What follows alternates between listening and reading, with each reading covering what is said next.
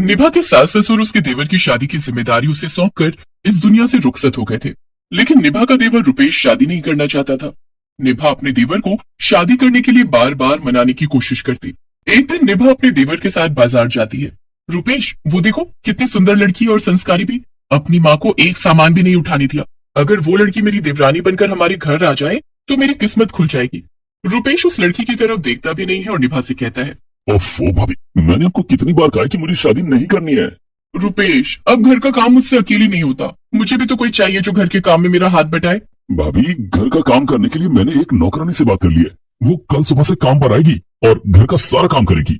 आपको अब काम करने की जरूरत नहीं है। लेकिन नौकरानी मुझसे गप्पे तो नहीं मारेगी ना। मैं सारा दिन घर में अकेली बोर हो जाती हूँ। तुम और तुम्हारे भैया ऑफिस चले जाते हो, उसके बाद मैं घर में अकेली रह जाती हूँ। भाभी, आप अपनी सहेलियों के साथ कहीं घुमाया करो ना। शादी से पहले कितनी सहेलियां थी आपकी, उनसे अब आप मिलती भी नहीं हो। उनसे मिला करो, उनके साथ फिल्में देखो, शॉपिंग करो, आपका मन लग जाएगा। रुपेश इस तरह से बोलकर निभा की सारी कोशिशें बेकार कर देता। निभा जब भी उसकी शादी की बात छेड़ती, वो निभा को इसी तरह से बोला करता। लेकिन रुपेश अपनी बात का पक्का था। दूसरे दिन घर का काम करने के लिए एक नौकरानी आ गई। अब निभा को घर का कोई काम नहीं करना पड़ता था। लेकिन निभा की टेंशन दूर नहीं हुई। आखिर उसके सास ससुर ने उसके देवर की शादी की जिम्मेदारी उसे सौंपी थी। एक दिन निभा ने अपने पति से कहा, सुनिए जी, रुपेश की शादी के बारे में आप उससे बात क्यों नहीं करते? मैं तो जब भी शादी की बात छेड़ती हूँ वो बात ही नहीं करता। निभा, दरअसल रुपेश एक लड़की से बहुत प्यार करता था। नैना नाम था उसका। वो दोनों कॉलेज में एक साथ पढ़ते थे और शादी करना चाहते थे। फिर दोनों की शादी क्यों नहीं हुई? क्योंकि उस समय हमारी शादी नहीं हुई थी। माँ पिताजी ने कहा कि जब तक बड़े भाई की शादी नहीं हो जाती, छोटे भाई की शादी नहीं हो सकती। और इसी बीच न जाने क्यों नैना के घर वाले ये शहर छोड़कर न जाने कहाँ चले गए। नैना ने अपना फोन नंबर भी बदल लिया। तब से रुपेश शादी नहीं करना चाहता। ओह, तो ये बात है। नैना को तो मैं ढूंढ निकालूंगी, लेकिन अपने देवर की शादी करवा के रहूंगी। क्या आपके पास नैना की कोई तस्वीर है? नहीं, लेकिन शायद रुपेश के मोबाइल फोन में उसकी तस्वीर जरूर होगी। अगले दिन रुपेश जब ऑफिस जाने के लिए नहा रहा होता है, तब निभा उसका मोबाइल फोन चेक करने की कोशिश करती है। ओह, देवर जी ने तो अपने मोबाइल फोन में पासवर्ड लगाया हुआ है। अब नैना की तस्वीर कैसे ढूंढूंगी? नैना की तस्वीर ढूंढने से पहले ही मुझे देवर जी के मोबाइल का पासवर्ड पता लगाना होगा। इतने में रुपेश नहाकर बाथरूम से निकलने वाला होता है। तभी निभा वहां से हट जाती है और दरवाजे के पीछे से छिपकर देखने लगती है। वो देखती है कि रुपेश अपना मोबाइल फोन उठाता है और अपना मोबाइल फोन अनलॉक करता है और नैना रुपेश के मोबाइल का पासवर्ड देख लेती है और रुपेश अपने बॉस से बातें करने लगता है। अब नैना की तस्वीर ढूंढने में वक्त नहीं लगेगा। तभी निभा रुपेश को आवाज लगाती है, देवर जी, नाश्ता तैयार है, जल्दी से आ जाओ। आ रहा हूँ भाभी। रुपेश तैयार होकर नाश्ते के टेबल पर आता है। निभा कमलेश और रुपेश का नाश्ता लगाती है। आप लोग नाश्ता कीजिए, मैं अभी आई। निभा जल्दी से रुपेश के कमरे में जाती है और उसका मोबाइल फोन अनलॉक करके फोटो गैलरी चेक करने लगती है। वहां उसे एक तस्वीर दिखाई देती है जिसमें रुपेश के साथ एक लड़की भी थी। तस्वीर में रुपेश इस लड़की के साथ कितना खुश नजर आ रहा है। हो ना हो यही नैना होगी। निभा उस तस्वीर की तस्वीर अपने मोबाइल में खींच लेती है और फिर जल्दी से नाश्ते की टेबल पर आकर बैठ जाती है। भाभी, आप कहाँ चली गई थी? मुझे एक पराठा चाहिए था। निभा रुपेश को पराठा लाकर देती है। ये लो देवर जी, अब कुछ दिनों में आपको पराठा खिलाने वाली आ ही जाएगी। भाभी, फिर शुरू हो गई आप? अच्छा बाबा सॉरी, अब नाश्ता कर लो। रुपेश और कमलेश नाश्ता करके अपने अपने ऑफिस चले जाते हैं। उनके जाने के बाद अब नैना को कहां और कैसे ढूंढूं? तभी निभा को ख्याल आता है, आजकल तो सोशल मीडिया पर सब मिल जाते हैं, फेसबुक और इंस्टाग्राम पर ढूंढती हूँ। निभा फेसबुक और इंस्टाग्राम पर नैना का नाम लिखकर सर्च करने लगती है, लेकिन नैना उसे नहीं मिलती है। निभा कई दिनों तक मोबाइल फोन में लगी रही और सोशल मीडिया पर नैना को ढूंढने लगी। भाभी, क्या बात है? आजकल जब देखो आप मोबाइल फोन चलाती रहती हो। क्या करूं देवर जी, बोर हो जाती हूँ। दिल बहलाने के लिए मोबाइल के अलावा और कौन है मेरे पास? रुपेश निभा का इशारा समझ जाता है और बिना कुछ कहे वहां से चला जाता है। निभा अपने आप से कहती है, ना जाने मैं ये गाना कब गाऊंगी। लो चली मैं अपने देवर की बारात लेके, लो चली मैं अपने देवर की बारात लेके। और निभा फिर से फोन चलाने लगती है। वो इंस्टाग्राम पर रील्स देख रही थी, तभी उसकी नजर एक रील पर जाती है जिसमें एक लड़की भजन गा रही थी। अरे ये तो नैना है, वही नैना जिसकी तस्वीर मैंने रुपेश के साथ देखी थी। निभा नैना को मैसेज भेजती है और उसका फोन नंबर मांगती है। नैना का जवाब आ जाता है। निभा उसे फोन करती है, हाय नैना, इंस्टाग्राम पर आपका भजन देखा, आप बहुत अच्छा गाती हैं, मैं आपसे मिलना चाहती हूँ। जी जरूर, मुझे भी आपसे मिलकर अच्छा लगेगा। आप कहाँ रहती हैं? मैं नैनीताल में रहती हूँ। नैना निभा को अपना एड्रेस मैसेज करती है, लेकिन निभा अपने परिवार के साथ दिल्ली में रहती थी। नैनीताल जाने के लिए तो इन्हें मनाना पड़ेगा, कोई बात नहीं, अपने देवर की शादी के लिए मैं नैनीताल जरूर जाऊंगी। उस दिन जब कमलेश ऑफिस से घर आया, सुनिए जी, हम लोग कई दिनों से कहीं घूमने नहीं गए। मैं सोच रही थी क्यों ना हम लोग नैनीताल चले। ये अचानक तुम्हें घूमने का प्लान कैसे आया? तुम्हें तो पता है कि मुझे छुट्टी नहीं मिलती, एक संडे को छुट्टी मिलती है। अब एक दिन में मैं नैनीताल कैसे जाऊं? ठीक है, आप नहीं जा सकते तो मैं अकेली ही चली जाऊंगी। लेकिन ऐसी क्या बात है कि तुम अकेली घूमने जाना चाहती हो? कोई बहुत जरूरी काम है, किसी बहुत खास से मिलना है। ठीक है, चले जाओ, मैं टिकट करवा देता हूँ। कमलेश निभा का टिकट करवा देता है और दूसरे दिन निभा नैनीताल पहुंच जाती है। वहां वो एक होटल में रुकती है और फ्रेश होकर नैना के दिए हुए पते पर पहुंच जाती है। हाय नैना, मैं निभा हूँ। हाय, मुझे बहुत अच्छा लगा कि आप मुझसे मिलने दिल्ली से यहाँ आई। आती कैसे नहीं, तुम्हें लेकर जो जाना है। जी, मैं कुछ समझी नहीं। तभी निभा अपने मोबाइल फोन में रुपेश और नैना की वही तस्वीर नैना को दिखाती है जो उसने रुपेश के फोन से ली थी। तस्वीर देखकर नैना की आंखें भर आती हैं। आप कौन है और ये तस्वीर आपके पास कैसे आई। मैं रुपेश की भाभी हूँ। रुपेश की शादी के लिए जब भी उससे बात करती हूँ तो वो टाल देता है। फिर मेरे पति ने मुझे तुम्हारे बारे में बताया, तब से मैं तुम्हें ढूंढ रही हूँ। तुम रुपेश को बिना बताए दिल्ली छोड़कर यहाँ क्यों चली आई और अपना फोन नंबर भी बदल लिया। रुपेश ने अपने माता पिता से हमारी शादी की बात की थी, लेकिन उन्होंने इनकार कर दिया। उसके कुछ दिन बाद रुपेश के पिताजी हमारे घर आए और हमें शहर छोड़ने की धमकी देकर गए थे। मेरे पिताजी एक छोटी सी कंपनी में गार्ड की नौकरी करते थे। उन्होंने पिताजी को नौकरी से निकलवाने की धमकी दी। उन्होंने मुझसे कहा कि अगर मैं रुपेश की जिंदगी से दूर नहीं गई तो वे लोग हमें बर्बाद कर देंगे। जिसके बाद हम लोग दिल्ली छोड़कर नैनीताल में अपने गांव आ गए। यहाँ पिताजी खेतों में काम करते हैं और मैं भजन गाती हूँ। ओह, तो ये बात है। कोई बात नहीं, अब तुम्हें और रुपेश को एक होने से कोई नहीं रोक सकता। तुम्हारी जाने के बाद रुपेश के माता पिता भी नहीं रहे। रुपेश किसी लड़की की तरफ नहीं देखता, न ही वो शादी करना चाहता है। लेकिन मैं अपने देवर की शादी करवा के रहूंगी। मैं रुपेश को जिंदगी भर अकेले नहीं रहने दूंगी। अपना सामान बांध लो, हम लोग कल ही दिल्ली चलेंगे। निभा नैना के घर जाकर उसके माता पिता को सारी बात बताती है। वे लोग नैना को उसके साथ दिल्ली जाने की इजाजत दे देते हैं। निभा नैना को लेकर दिल्ली अपने घर आती है। नैना, तुम चाय नाश्ता करके आराम करो, थोड़ी देर में रुपेश ऑफिस से आ जाएगा। नैना और निभा दोनों आराम करने लगते हैं। शाम को रुपेश जब ऑफिस से घर आता है और घंटी बजाता है तो निभा नैना से कहती है, नैना तुम जाकर दरवाजा खोलो। जी भाभी। नैना दरवाजा खोलती है। अपने सामने नैना को खड़ा देखकर रुपेश खुद को रोक नहीं पाता है। नैना, तुम? रुपेश नैना को गले से लगा लेता है। तुम कहाँ चली गई थी नैना?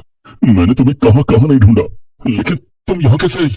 तब नैना ने रुपेश को सब कुछ बता दिया और ये भी बता दिया कि कैसे उसकी भाभी निभा ने उन दोनों को मिलवाए हैं। थैंक यू भाभी, आप नहीं जानती आपने मुझ पर कितना बड़ा उपकार किया है। उपकार का बदला भी चुका दो। वो कैसे? अरे भाई, मुझे भी तो गाने का मौका दो। लो चली मैं अपने देवर की बारात लेकर, लो चली मैं।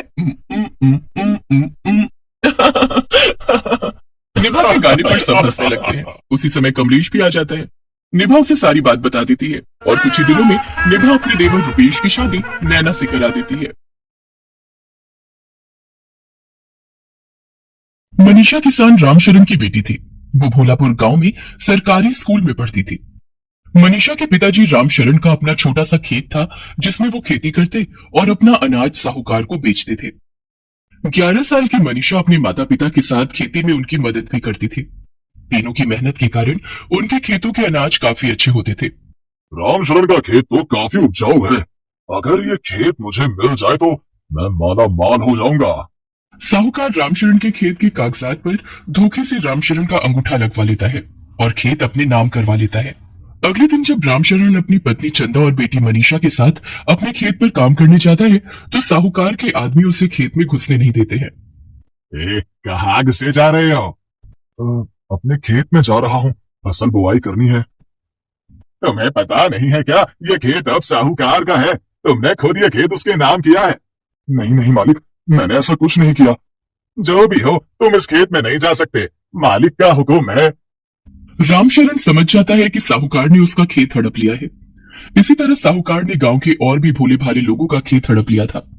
गांव के लोग उसे सलाह देते हैं कि उसे थाने में शिकायत करनी चाहिए, लेकिन जब रामशरण थाने जाता है तो दरोगा साहब, साहूकार ने मेरे खेत धोखे से हड़प लिए हैं। मुझे मेरा खेत वापस दिलवा दीजिए। मेरे और मेरे परिवार का गुजारा उसी खेत से चलता है।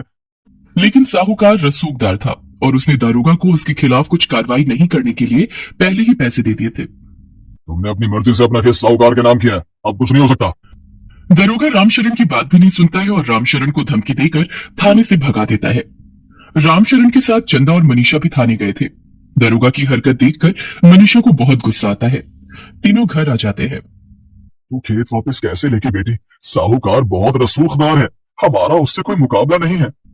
पिताजी, जैसे दरोगा ने हमें हमारा खेत वापस नहीं दिलवाया, उसी तरह मैं भी दरोगा बनकर अपना खेत वापस लूंगी। मैं खूब पढ़ूंगी और पुलिस इंस्पेक्टर बनूंगी और गरीबों की मदद करूंगी। ठीक है मेरी बच्ची, तू खूब पढ़ना। रामशरण और चंदा घर चलाने के लिए दूसरे के खेतों में मेहनत मजदूरी करने लगते हैं और मनीषा खूब मन लगाकर पढ़ने लगी। उस दिन से मनीषा दिन रात मेहनत करने लगी। उसकी मेहनत और लगन देखकर रामशरण और चंदा बहुत खुश हो जाते हैं और उसे पढ़ाई के अलावा कभी कोई दूसरा काम करने के लिए नहीं कहते थे। फिर भी स्कूल से आने के बाद मनीषा अपने माता पिता की मदद करने खेतों में जाया करती थी। बेटी, तू घर जाकर पढ़ाई कर, तुझे खेतों में काम करने की जरूरत नहीं है। माँ, मैं काम में आपका और पिताजी का हाथ बटाऊंगी तो हमें ज्यादा पैसे मिलेंगे। वो पैसे मेरी पढ़ाई में काम आएंगे। चंदा, हमारी बेटी बहुत समझदार हो गई है, जो वो करना चाहती है उसे करने दो। चंदा अपने दोनों हाथों से मनीषा की बलाएं लेती है। मेरी बेटी को किसी की नजर ना लगे। खेत में माता पिता का हाथ बटाने के बाद मनीषा घर जाकर पढ़ाई करने लग जाती है। मनीषा पढ़ाई में इतना डूब जाती कि उसे खाने पीने की भी सुध नहीं रहती। मनीषा बेटी, खाना खा ले, सिर्फ पढ़ाई ही करती रहेगी क्या? खाना खाना बहुत जरूरी है। एक बार गांव में सूखा पड़ गया। सूखा पड़ने के कारण खेतों में सिंचाई और बुआई का काम नहीं हो पा रहा था। चंदा, इस साल तो लगता है खेत सूखे ही पड़े रहेंगे। गांव में भयंकर सूखा पड़ गया है। हमारा गुजारा कैसे चलेगा जी? हमारी तो रोजी रोटी ही खेतों में काम करने से मिलती है। फिर मनीषा की पढ़ाई कैसे होगी? माँ पिताजी, क्यों ना हम शहर चले, वहां हमें कोई ना कोई काम जरूर मिल जाएगा। लेकिन बेटी, बुरे समय में गांव को छोड़कर जाना भी ठीक नहीं है। लेकिन मुखिया जी भी हमारी मदद नहीं कर पा रहे हैं, हम कर्ज में डूब जाएंगे। मनीषा ठीक कह रही है, हमें शहर जाकर काम ढूंढना चाहिए। लेकिन हम शहर में कहाँ रहेंगे? हमारे पास वहां रहने के लिए कोई ठिकाना नहीं है। मेरा चचेरा भाई लक्ष्मण वहां रहता है, हम पहले उसके घर चलेंगे, फिर कोई और ठिकाने और काम ढूंढ लेंगे। रामशरण, चंदा और मनीषा अपना सामान लेकर शहर आ जाते हैं। शहर में वे लोग चंदा के चचेरे भाई लक्ष्मण के घर जाते हैं। लक्ष्मण, हम यहाँ काम की तलाश में आए हैं। गांव में सूखा पड़ गया है, खेतों में काम नहीं है। ठीक है, मैं सेठ के घर पर काम करता हूँ, मैं उनसे बात करके आप दोनों को वहां काम दिला दूंगा। तब तक आप मेरे घर में आराम से रहो। लक्ष्मण अपने सेठ से बात करके चंदा और रामशरण को वहां काम दिला देता है। चंदा सेठ के घर में साफ सफाई और रामशरण बगीचे की देखभाल करने लगता है। रामशरण मनीषा का नाम एक सरकारी स्कूल में लिखवा देता है। शहर आकर मनीषा बहुत खुश थी। माँ, शहर में रहकर मैं ज्यादा अच्छे से पढ़ाई कर सकूंगी। यहाँ के शिक्षकों और दूसरे बच्चों से मुझे ज्यादा सीखने को मिलता है। मेरी बच्ची, तू खूब मन लगाकर पढ़ाई कर और अपना सपना पूरा कर। मनीषा खूब मन लगाकर पढ़ने लगती है। धीरे धीरे मनीषा की स्कूल की पढ़ाई खत्म हो जाती है और मनीषा कॉलेज में दाखिला ले लेती है। मनीषा पढ़ने में काफी होनहार थी। शहर आकर उसने इंस्पेक्टर की पढ़ाई और परीक्षा के बारे में पता कर लिया था। उसने बीए की डिग्री भी प्राप्त कर ली और पुलिस में भर्ती होने के लिए प्रवेश परीक्षा का फॉर्म भरा। परीक्षा की तैयारी के लिए मनीषा शहर की लाइब्रेरी में जाकर पढ़ाई करती। कुछ दिनों बाद परीक्षा की तारीख भी आ गई। बेटी, दही चीनी खाकर जा, ऐसा करने से सारे काम शुभ होते हैं। अच्छे से परीक्षा देना और बिल्कुल मत घबराना। हाँ। मनीषा चंदा और रामशरण के पैर छूकर आशीर्वाद लेती है और परीक्षा देने के लिए परीक्षा सेंटर पहुंच जाती है। मनीषा परीक्षा देकर घर वापस आ जाती है। परीक्षा कैसी रही बेटी? माँ, परीक्षा तो बहुत अच्छी रही, मैंने सारे प्रश्न हल कर दिए। शाबाश मेरी बच्ची। और कुछ दिनों बाद अखबार में परीक्षा का परिणाम भी आ गया। माँ, पिताजी, इंस्पेक्टर की भर्ती परीक्षा में मेरा सिलेक्शन हो गया है। चंदा और रामशरण खुशी के मारे मनीषा को गले लगा लेते हैं। माँ, बस मेडिकल टेस्ट और इंटरव्यू में भी मेरा सिलेक्शन हो जाए। वहां भी तेरा सिलेक्शन हो जाएगा बेटी, हमारा आशीर्वाद तेरे साथ है। मनीषा मेडिकल टेस्ट और इंटरव्यू में भी उत्तीर्ण हो जाती है और अब वो पुलिस इंस्पेक्टर बन जाती है। इंस्पेक्टर की वर्दी में मनीषा घर आती है, जिसे देखकर चंदा और रामशरण फूले नहीं समाते हैं। रामशरण और चंदा बूढ़े हो चले थे। माँ, पिताजी, अब आप दोनों को काम करने की जरूरत नहीं है। हम अपने गांव चलेंगे और साहूकार से अपनी जमीन वापस लेंगे और उस जमीन पर हम अपने मजदूर रखकर खेती करवाएंगे। मैं शहर में अपनी ड्यूटी करूंगी और आप दोनों हमारा खेत का काम देखना। रामशरण और चंदा गांव चले जाते हैं। घर पहुंचने पर उन दोनों ने देखा कि साहूकार ने उनकी झोपड़ी की जमीन भी हड़प ली थी और वहां अपना नया घर बनवा रहा था। रामशरण शहर में मनीषा को फोन करता है और उसे सारी बात बताता है। आप वहीं रुको, मैं अभी आती हूँ। रामशरण अपने पड़ोसी के घर में शरण ले लेता है। दूसरे दिन मनीषा गांव आती है और सीधा साहूकार के घर जाती है। साहूकार का गार्ड एक महिला इंस्पेक्टर को देखकर चौंक जाता है। जी, आप कौन? साहूकार को जल्दी बुलाओ, मेरे पास उसके खिलाफ गिरफ्तारी का वारंट है। गार्ड साहूकार को बुलाकर लाता है। कौन है आप? मुझे भूल गए?